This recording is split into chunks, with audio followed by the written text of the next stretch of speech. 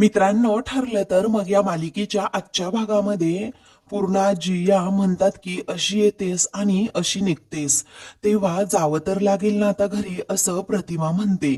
आणि आता माझ्याकडे तर फोन आहे, आपण दोघीही कधीही गप्पा मारू शकतो, एकमेकींना पाहू सुद्धा शकतो, असं आता प्रतिमा म्हणते. मग पूर्णाजी थोड्या सावरतात, तेव्हा आता तन्वी कुठे राहिली असं प्रतिमा विचारते.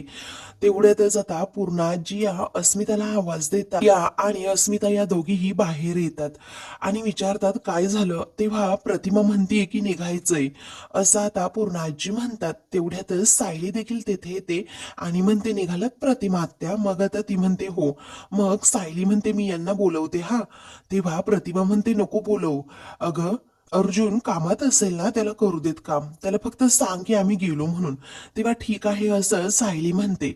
तर मधुभाऊ सुद्धा आता हात जोडतात आणि म्हणतात की तुम्ही पुन्हा इथे याल तेव्हा मी असेल असं नाही हा प्रतिमात्या. त्यामुळे आताच तुम्हाला भेटून घेतोय, म्हणजे तसं आपण भेटतच राहू पण लवकर नाही भेट होऊ शकत आपली. तेव्हा प्रतिमा देखील हो असं म्हणते. मग ती सुद्धा आता मधुभाऊंचा निरोप घेते. तर प्रियाच्या मनात आता लाडूच फुटत असतात. ती म्हणते की माझा आजचा दिवस ना खूप छान गेलाय. म्हणजे कसं आहे ना, अस्मिताला भेटले, तिच्याबरोबर गप्पा मारल्या की नेहमी दिवस चांगलाच जातो, असं म्हणून ती अस्मिताकडे पाहते. दोघीही एकमेकींना आता इशारे करतात, पण कुणाला काही समजत नाही. प्रियाच म्हणते चल आई, आपण बाबांना सांगून आलो नाही ना, आपल्याला निघायला हवं, असं म्हणून आता त्या दोघीही सर्वांचा निरोप घेऊन जायला निघतात. तर पूर्णाजींचे डोळे प्रतिमा जाताच पुन्हा पाणवतात. त्या म्हणतात की लवकर ये ग पुन्हा. मग आता प्रतिमा हो असं म्हणते. तर इकडे अर्जुन खूपच इमोशनल झालेला असतो, कारण सायलीने त्याने लिहिलेली ती चिठ्ठी फाडून टाकलेली असते. मग आता तो अगदी रडतच असतो. त्यावेळी आता चैतन्य म्हणतो नाही रे अर्जुन, तुझा काहीतरी गैरसमज झाला असेल. त्यावेळी अर्जुन म्हणतो कसला रे गैरसमज चैतन्य, अरे माझ्या समोर त्यांनी चिठ्ठी फाडली आहे, माझ्या इमोशन्सला काही व्हॅल्यू नाहीये का? अरे एवढे मोठ्या अक्षरामध्ये आय लव्ह यू असं लिहिलं होतं, तरीही हे वाचण्यामध्ये कसली आलीये गडबड. अरे त्यापेक्षा त्यांनी मला ओरडायचं ना, आरडाओरडा केला असताना तरीही चाललं असतं, मला जाब विचारला असताना की माझ्यासाठी ही चिठ्ठी का लिहिली तरी मी हे उत्तर सांगितलं असतं. पण अरे माझी चिठ्ठी फाडून डायरेक्ट डस्टबिन मध्ये, असं कसं होऊ शकतं रे चैतन्य? इमोशन्सलेस कधीपासून झाल्या रे त्या चैतन्य? मग आता अर्जुनची ही झालेली अवस्था पाहून चैतन्यालाही वाईट वाटतं की सायलीने डायरेक्ट ती चिठ्ठी फाडून टाकली. एवढ्या प्रेमाने अर्जुनने तिच्यासाठी ते आय लव्ह यू असं लिहिलं होतं, तिला प्रपोज करण्यासाठी, आपल्या मनातलं सांगण्यासाठी. मग चैतन्य म्हणतो म्हणजे डस्टबिन मध्ये टाकली हे जरा जास्तच झालं ना रे अर्जुन. तो अर्जुनला समजावत म्हणतो काहीतरी कारण नक्की असणार आहे हा अर्जुन. तेव्हा अर्जुन म्हणतो कारण काहीही असू दे रे, अरे त्यांना माझ्याबद्दल काहीही वाटत नाही, मला कधीही ऍक्सेप्ट सुद्धा करणार नाहीत. तो खूप घाबरतो, कारण मी तर सायलीला प्रपोज केला आहे आणि तिने डायरेक्ट चिठ्ठी फाडून टाकली आहे म्हटल्यावर त्या आता मधुभाऊंबरोबर घर सोडून जातील, माझ्या आयुष्यातून कायमच्या निघून जातील, मला सोडून जातील, या भीतीने अर्जुन अगदी वेडापिसा होतो, वेड्यासारखा करू लागतो. म्हणूनच चैतन्य म्हणतो अर्जुन सायलन्स, असं म्हणून तो त्याला जरा शांत करतो. मग अर्जुन म्हणतो ते तर मला मिळाले, माझ्या लवच्या बदल्यामध्ये मला काय मिळालंय, टोटल सायलन्स, असं म्हणून अर्जुन आपल्या भावना व्यक्त करत असतो, दुःख व्यक्त करत असतो.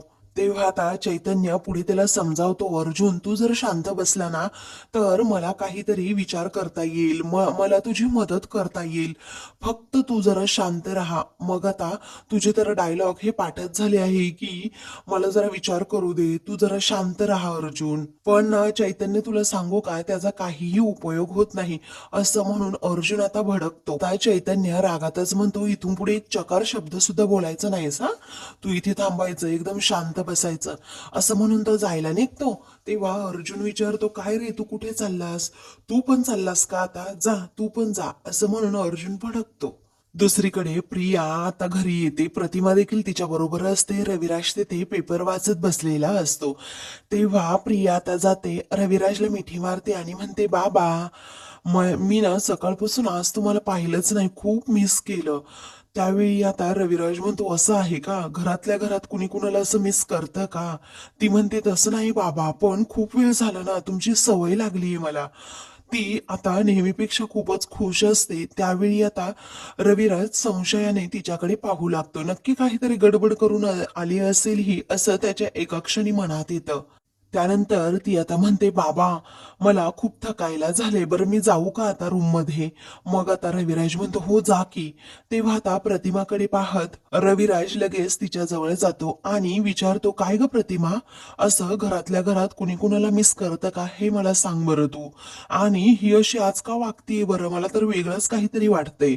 तुम्ही नक्की कुठे गेला होतात? प्रतिमा सांगू लागते, मी पूर्णाईंकडे गेले होते त्यांना भेटायला, आणि तिथे अस्मिता बरोबर तिच्या खूप गप्पा झाल्या ना, त्यामुळे मूड फ्रेश झालाय तिचा. मग आता रविराज म्हणतो, तिकडे गेल्या होत्या का? पण तिकडे काही गोंधळ तर नाही घालून ठेवला ना तिने?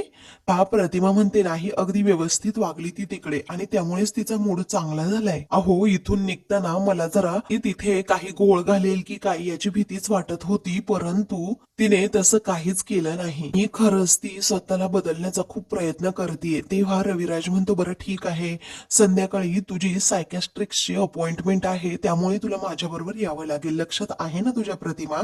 मग आता ती म्हणते, हो आहे लक्षात. तुला टेन्शन आलंय का कसलं, असं रविराज विचारतो, कारण तुझ्या चेहऱ्यावर जरा टेन्शन दिसते. मग आता ती म्हणते, नाही. तो म्हणतो, जरा उशिराची अपॉइंटमेंट आहे, ठीक आहे, मी असेल तुझ्या सोबत, आणि त्याचबरोबर एका स्टुडंटकडे जरा मला 5 मिनिट काम आहे, चालेल ना? मग आता ती हो असं म्हणते आणि तेथून जाते. रविराज खूप प्रेमाने तिच्याकडे पाहतच राहतो. इकडे चैतन्य आता घरामध्ये, हॉलमध्ये, किचनमध्ये कुणी नाही ना याची अगोदर खात्री करून घेतो, आणि अगदी हळूच किचनमध्ये जात डस्टबिन मध्ये सायलीने जे अर्जुनचं लव्ह लेटर फाडलेलं असतं पत्ता आता डस्टबिन मधून घेतो आणि लगेच आपल्या खिशात टाकतो व कुणी पाहिलं नाही ना याची खात्री करून घेत पुन्हा रूमकडे जायला निघतो. इकडे चैतन्य आता रूम मध्ये येतो, खिशातून लगेच ते फाडलेले पेपर काढतो आणि ते जुळवू लागतो. त्याच वेळी अर्जुन विचारतो, काय रे, तू कुठे गेला होतास? मिसेस सायलींना विचारायला गेला होतास का ती चिठ्ठी अशी डायरेक्ट तुम्ही फाडून का टाकली म्हणून? मग आता अर्जुनने असं विचारल्यानंतर चैतन्य म्हणतो, असं डायरेक्ट कोण विचारतं रे? तेव्हा अर्जुन आता रागातच विचारतो, मग तू गेला होता कशाला रे खाली, आणि कुठलं तीर मारून आलास तू नक्की? तेव्हा चैतन्य आता म्हणतो की, हे बघ, हा तीर मारून आलोय मी. तो आता म्हणतो की सायली वहिनीने फाडून फेकलेल्या कागदाचे हे तुकडे आहेत. अर्जुन आता जास्तच खवळतो आणि म्हणतो की, इथे का घेऊन आलास रे तू? तेव्हा तो आता म्हणतो, मलाच दाखवायला घेऊन आला का, म्हणजे मिसेस सायलींनी माझ्या हार्टचे कसे तुकडे झाले आहेत ते. तेव्हा चैतन्य म्हणतो, अरे अर्जुन ऐक ना, तू बघ ना इकडे नक्की काय गडबड झालीये. तेव्हा तो म्हणतो, मला नाही बघायचं. चैतन्य म्हणतो, अरे 1 मिनिट तरी. तेव्हा आता चैतन्य विचारतो, काय रे अर्जुन, तुझ्या प्रेमाचा 2 किलो रवा आणि साखर कशी काय झाली? अर्जुन विचारतो, म्हणजे? तेव्हा अर्जुन देखील आता लगेच ती सायलीने फाडलेली चिठ्ठी पाहू लागतो की 2 किलो रवा, 1 किलो साखर, मिरची पावडर, हे काय आहे नक्की आता? तेव्हा तू भलतेच कुठले तुकडे घेऊन आलास रे हे कागदाचे? अर्जुन विचारतो. मग त्या डस्टबिन मध्ये फक्त एवढेच तुकडे होते असं चैतन्य म्हणतो. अर्जुनला धक्का बसतो. तो म्हणतो की काय? चैतन्य म्हणतो, हो अरे, एवढेच तुकडे होते त्याच्यामध्ये. अर्जुन विचारतो, मग मी लिहिलेली चिठ्ठी गेली तरी कुठे? तेव्हा अर्जुन अक्षरशः आता रडकुंडीला येतो आणि म्हणतो, माझी लव चिठ्ठी कुठे गेली असेल, माझी लव चिठ्ठी कुठे गेली असेल? चैतन्य म्हणतो, चल आपण शोध लावूयात आता त्याचा. ते दोघेही आता बाहेर यायला निघतात. किचनमध्ये सायली आता ती बिस्किट्स भरून ठेवत असते. त्याच वेळी आता ती विचार करते, मी किती मनापासून अर्जुन सरांसाठी ही बिस्किट बनवली होती, परंतु अर्जुन सरांनी काय केलं, त्या बिस्किटांकडे धड पाहिलं सुद्धा नाही. असं म्हणून ती ते बिस्किट आता मधूनच तोडते आणि लगेच थोडीशी नाराज होते. तेवढ्यातच अर्जुन तेथे येतो आणि सायलीला पाहून जरा थबकतो, आणि चैतन्य देखील. मग ते दोघेही आता सायली जवळ जातात. सायली त्यांच्याकडे पाहतच राहते. अर्जुन आता किचन मध्ये जातो आणि लगेच इकडे तिकडे ती चिठ्ठी शोधू लागतो. तेव्हा चैतन्य देखील त्याला खूप मदत करत असतो. कपाखाली पाहतो, भांड्यांखाली पाहतो, त्यानंतर किचन बाहेर डायनिंग टेबल जवळ पाहतो. सगळीकडे तो आता ती चिठ्ठी शोधू लागतो, परंतु त्याला आता ती चिठ्ठी काही सापडत नाही. मग सायली आता त्यांच्याकडे पाहतच राहते आणि विचारते, हो काय झालं, तुम्ही काय शोधताय नक्की? मग आता अर्जुन म्हणतो, काही नाही, तुम्ही तुमचं काम करा, आम्ही आमचं करतो. सायली म्हणते, पण काय आहे नक्की, काय शोधताय काय तुम्ही, मी मदत करू का तुम्हाला? मग अर्जुन म्हणतो नाही, ती चिठ्ठी शोधायची आहे फक्त. तेव्हा चैतन्य घाबरतो आणि विचारतो कसली रे चिठ्ठी. मग आता सायली म्हणते चिठ्ठी कसली. अर्जुन जरा गडबडतो. मग चैतन्य म्हणतो काही पण काय बोलतोस रे, कसली चिठ्ठी वगैरे नव्हती. पुढे आता चैतन्य म्हणतो एक कागद होता, तो आपल्याला शोधायचा आहे अर्जुन. तेव्हा अर्जुन म्हणतो हो, तो कागदच शोधतो आम्ही हा सायली. मग आता सायली ठीक आहे असं म्हणते. सायली विचारते की नुसता कागद शोधायचा आहे का तुम्हाला. अर्जुन म्हणतो नुसता कागद नव्हता, त्याच्यामध्ये मी काहीतरी लिहिलं होतं. असं म्हटल्याबरोबरच अर्जुनलाच आता भीती वाटू लागते. तो आता बोलायचंच थांबतो आणि गोंधळतो. सायली आता विचारते काय लिहिलं होतं तुम्ही नक्की, आणि तुम्ही एवढं शोधताय म्हटल्यावर त्यावर काहीतरी लिहिलं असेल ना. मग अर्जुन चैतन्य दोघेही खूप घाबरतात. काय सांगावं आता सायलीला कळत नाही. मग सायली सारखी सारखी विचारते अहो बोला ना काय लिहिलं होतं त्या चिठ्ठीवर. अहो नाही, मला मगाशी इथे एक कागद सापडला होता. तो कागद म्हणजे जुनी वाहन सामानाची यादी होती, मग मी फाडला आणि फेकून दिला. अहो तुम्ही सामानाची यादी तर शोधत नसाल ना, म्हणून विचारते काय होतं त्यावर. आता अर्जुन आणि चैतन्य एकमेकांना इशारे करत असतात. आता या सायलीला काय सांगावं. आता सायली त्या दोघांकडे पाहतच राहते आणि दोघेही एकमेकांकडे असे काय बघताय असं विचारते. मग आता ती पुन्हा विचारते अहो मी काय एवढा मोठा प्रश्न विचारलाय का. अर्जुन पूर्णपणे घाबरलेला असतो आणि म्हणतो त्यामध्ये मी असं लिहिलं होतं की, पुढे काय बोलावं त्याला सुचत नाही. म्हणूनच चैतन्य म्हणतो त्यामध्ये एक फोन नंबर लिहिला होता, एका महत्वाच्या क्लायंटचा तो फोन नंबर आहे, आम्हाला आत्ताच तो फोन नंबर हवा होता म्हणून आम्ही शोधतोय. असं सायलीला उडवाउडवीची दोघं उत्तरं देत असतात. अर्जुन म्हणतो काय रे चैतन्य तुझं काय चाललंय, तो क्लायंट किती इम्पॉर्टंट आहे तुला कळत नाहीये का. तरीही तू माती खाल्लीच ना. आता चैतन्य देखील त्याला जा विचारतो काय रे मी माती खाल्ली का, मी खाल्ली का. मग अर्जुन जरा गोंधळतो आणि म्हणतो नाही रे तसं नाही म्हणायचं. दोघे वाद घालत बसतील या विचाराने सायली म्हणते तुम्ही एवढे हायपर होऊ नका, टेन्शन घेऊ नका, सुद्धा शोधण्याचा प्रयत्न करते आणि जर ती चिठ्ठी सापडली ना ती तुमच्याकडे घेऊन येते. अर्जुन आता घाबरतो आणि मग विचारतो काय तुम्हाला सापडला तर म्हणजे. अर्जुन खूप गोंधळतो, त्याला काही सुचत नाही काय करावं. काही वेळानंतर रात्री आता सायली किचन मध्येच असते. ती पाणी घेते आणि म्हणते की मी अर्जुन सरांसाठी अगदी बदामाच्या आकाराची बिस्किट्स बनवली, पण त्याचा काही उपयोग तर झाला नाही. प्रेमात पडलेली माणसं अशी माझ्यासारखी वागत असतील का, आणि अशीच सैरभैर होत असतील का, मला तरी कसं कळणार. इथे आई असताना तर विचारलं असतं मी त्यांना की त्या जेव्हा बाबांच्या प्रेमात पडल्या तेव्हा नक्की काय घडलं होतं, पण आता नक्की कोणाला विचारू कळतच नाही. तर सायलीच्या मनात येतं की मी मधुभाऊंनाच विचारेन की नक्की प्रेमात पडल्यानंतर काय होतं, कारण ते वत्सला काकूंवर अजूनही खूप प्रेम करतात. आणि कसं आहे ना, त्या काळात ते दोघेही एकमेकांवर खूप प्रेम करायचे, त्या दोघांचाही प्रेम विवाहच झाला होता ना म्हणून. मग आता सायलीला तिच्या प्रश्नाचं उत्तर सापडतं. दुसरीकडे प्रिया तर खूप खुश असते आणि गाणं आपल्या रूम मध्ये म्हणत असते. त्याच वेळी आता नागराज तेथे तो दार बंद करून घेतो आणि म्हणतो तुझे हे सूर माझ्या कानावर पडता कामा नये हं? गप्प बसायचं एकदम. मग आता ती खुश होत म्हणते की उलट तुम्ही खूप खुश व्हायला हवं, कारण माझे गाण्यांचे स्वर्गीय सूर तुमच्या कानांवर पडतायत. त्यानंतर आता प्रिया मधुकर चक्क खुश आहेत.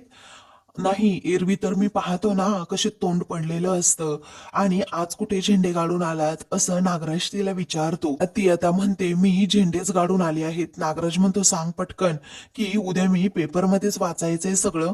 तेव्हा ती म्हणते अर्जुनने सायलीला आय लव्ह यू अशी चिठ्ठी लिहिली आणि मी ती सायलीपर्यंत पोहोचूच दिली नाही. असं म्हटल्याबरोबरच आता नागराज भडकतो आणि म्हणतो तुमच्या या लैला मजनूच्या स्टोरीमध्ये मला काडीचाही इंटरेस्ट नाहीये समजलं, आणि माझ्या डोक्यात वेगळंच काहीतरी शिजतंय. प्रतिमा वहिनीला लवकरात लवकर गायब कसं करता येईल ना याचा विचार मी करतोय. मग प्रिया भडकते आणि म्हणते हे जेव्हा मी तुम्हाला सांगते ना तेव्हा तर तुम्ही मला उपदेशाचे डोसच पाजत असता, कारण त्या बाईचा अर्धा मेंदू कधीही ऍक्टिव्हेट होऊ शकतो. मी तुम्हाला किती वेळा सांगितलंय. त्यामुळे फुल आणि फायनल काहीतरी करायलाच हवं. त्या गोळ्या बदलून सुद्धा काहीच घडलेलं नाहीये. त्यामुळे आता प्लॅन सांगा आणि विचार करा. मग नागराज म्हणतो हो गराणी सांगतो तुला प्लॅन. तेव्हा माझे सल्ले खूप महत्वाचे असतात, मोलाचे असतात, म्हणून मी आज जो प्लॅन केलाय ना तो तुझ्यासाठी खूप महत्वाचा असणार आहे आणि तो फेल जाणारा नाहीये. मग आता प्लॅन सांगा लवकर चला असं प्रिया म्हणते. तेव्हा नागराज म्हणतो हो सांगतो, पण एक गोष्ट कर, तोपर्यंत झोपेच्या अशा जालिम गोळ्या तू घेऊन ये. प्रिया आता त्याच्याकडे पाहतच राहते. आता याच्या डोक्यात नक्की काय प्लॅन आहे हेही तिला कळत नाही. मग नागराज म्हणतो पुढचं सगळं काही मी पाहतो. तेव्हा ठीक आहे असं आता प्रिया त्याला म्हणते. दुसरीकडे रविराज आणि प्रतिमा आता गाडीमधून चाललेली असतात. एका ठिकाणी जेव्हा ते थांबतात तेव्हा प्रतिमा विचारते काय हो इथे का थांबवलं तुम्ही. मग आता रविराज म्हणतो अगं मी तुला सांगितलं होतं ना, माझा एक स्टुडंट आहे, त्याला काही पेपर द्यायचे आहेत मला, आणि त्याच्याकडे मी जाऊन येतो 5 मिनिटात. हा तू येतेस का माझ्या बरोबर प्रतिमा. मग आता ती म्हणते नको, तोपर्यंत मी इथे पाय मोकळे करू का. रविराज म्हणतो हो कर, पण जरा जास्त लांब जाऊ नकोस. काय आहे ना, तो स्टुडंट माझ्यासाठी खूप महत्वाचा आहे, मी त्याला लिगल गोष्टींमध्ये खूप मदत करत असतो. तेव्हा ती म्हणते हरकत नाही मी थांबते इथे, असं म्हणून ती गाडीतून खाली उतरते. तर समोरून आता एक गाडी येते. प्रतिमा त्या गाडीकडे पाहतच राहते, कारण तिला जरा वेगळाच संशय येतो.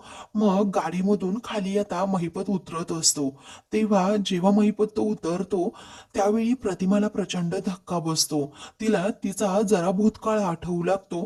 तो भयानक भूतकाळ आता तिच्या समोर आल्यामुळे ती प्रचंड घाबरते, घामाघूम होते. एका क्षणी तिला असं वाटतं की हा पुन्हा आता माझ्या पाठीमागे येतो की काय मला मारायला. त्यामुळे आता तिला काय करावं सुचत नाही. इथेच एक शेकोटी पेटलेली असते आणि महिपत त्याच्या पाठीमागे उभा असतो. अजूनही त्याने प्रतिमाला पाहिलेलं नसतं, पण प्रतिमाने आता त्याला अगदी स्पष्टपणे पाहिलेलं असतं. त्यामुळेच ती आता अगदी सैरबैर होती. तिला आता आठवतं की कशा प्रकारे मी त्याच्याकडे 20 वर्षांपूर्वी मदत मागितली होती आणि त्याने मदत न करता मला जिवंत जाळून टाकण्याचा प्रयत्न केला होता. ते महिपतचं लक्ष अजूनही प्रतिमाकडे जात नाही, कारण तो त्या गुंडांबरोबर काहीतरी बोलत असतो. त्याचं लक्ष अजिबात पुढे नसतं. तर प्रतिमाला सारखे सारखे ते भूतकाळातील क्षण आठवत असतात की कशा प्रकारे पत्ने माझ्या बाबतीमध्ये काय काय केलं होतं, मला जिवंत जाळून टाकण्याचा प्रयत्न केला होता, मारण्याचा प्रयत्न केला होता. आता प्रतिमा त्याला पाहून खूप घाबरलेली असते. तोंडातून एक शब्द देखील आता तिच्या फुटत नसतो. ती त्याच्याकडे एकटक पाहतच राहते. मग त्यानंतर ती घाबरूनच आता खाली बसते आणि तिला आता श्वास घेण्यासाठी सुद्धा त्रास होत असतो, कारण तिचा भूतकाळ हा खूप भयानक असतो. समोर खूप मोठी शेकोटी सुद्धा असते आणि महिपत सुद्धा असतो, आणि ते सगळं काही असं जुळून आल्यामुळे तिला खूपच भीती वाटत असते की पुन्हा एकदा महिपत मला पकडतो की काय, जिवंत जाळतो की काय. तर शेकोटी जवळ आता जी माणसं असतात ती प्रतिमाची अवस्था पाहतात, कारण त्या बिचारीला श्वास सुद्धा घेता येत नसतो. त्यानंतर ती माणसं आता प्रतिमाजवळ येतात, तिची मदत करू लागतात. तुम्हाला काही होतंय का असं विचारतात, पण प्रतिमा आता त्या मनस्थितीत नसते की मी काही उत्तर यांना देईल म्हणून. मग आता ते म्हणतात तुम्हाला श्वास घ्यायला त्रास होतोय का असंही ते विचारतात, पण आता ती काहीच बोलू शकत नसते. तेवढ्यातच आता रविराज तेथे येतो आणि तिची ही झालेली अवस्था पाहत विचारतो प्रतिमा अगं काय झालं. तो आता पूर्णपणे घाबरतो आणि पुन्हा तिच्या जवळ येत विचारतो अगं काय झालं, बोल ना प्रतिमा, काय होतंय का, तुला काही त्रास होतोय का. तेव्हा ती हाताने इशारा करून महिपतला दाखवण्याचा प्रयत्न करते. मग आता तो तिचा हात हातात घेतो आणि म्हणतो काय होतंय बोल ना मला, काय आहे तिकडे प्रतिमा. मग आता ती सारखं सारखं तिकडे महिपतकडे बोट करत असते. रविराज आता तिकडे महिपतला पाहतो आणि त्यालाही धक्काच बसतो. तेथे असणारे सर्वजण आता महिपतकडे पाहू लागतात. तर आता खरंच रविराज हा महिपतला पाहिल का, आणि आता तिचा सगळा भूतकाळ ती रविराजला सांगेल का, की महिपतनेच कशा प्रकारे 20 वर्षांपूर्वी मला जाळलं होतं, आणि त्या सत्याचा उलगडा आता रविराजला होईल का. मित्रांनो, पुढील भागामध्ये आता पहिलीही मनात ठरवते काहीही करून आता प्रेमात पडल्यावर नक्की काय होतं हे मधुभाऊंना विचारायचं. म्हणूनच ती आता लगेच मधुभाऊंकडे येते आणि विचारते मधुभाऊ, तुम्ही आणि वत्सला काकू जेव्हा प्रेमामध्ये पडला होतात तेव्हा तुम्ही कसं वत्सला काकूंना प्रपोज केलं होतं. मग आता मधुभाऊ म्हणतात मला जे वाटतं ना बाळा, ते गाण्यातून मी तिच्या समोर व्यक्त केलं होतं. तेव्हा सायली विचार करते की मी सुद्धा असंच काहीतरी करेल. मग आता ती अगदी लाजत मुरडतच आपल्या रूम मध्ये जायला निघते. तेव्हा आता रूम मध्ये गेल्यावर ती म्हणते की मी आता तुम्हाला मराठी गाणी गाऊन दाखवेल, त्याचा अर्थ तुम्ही मला सांगायचा चालेल ना? अर्जुन अत्यंत प्रेमाने हो असं म्हणतो. तेव्हा सायली त्याला गुणगुणावे गीत माझे हे गाणं आता गाऊन दाखवते. अर्जुनची नजर तिच्यावरून हटत नाही, तिच्याकडे पाहतच राहतो अगदी प्रेमाने. मग सायली ही त्याच्याकडे पाहते आणि विचारते समजला का अर्थ? मग अर्जुन म्हणतो हो मला अर्थ समजलाय. सायली आता खूपच लाजते. अशाच मालिकेंची पुढील भाग पाहण्यासाठी चॅनलला सबस्क्राईब करा.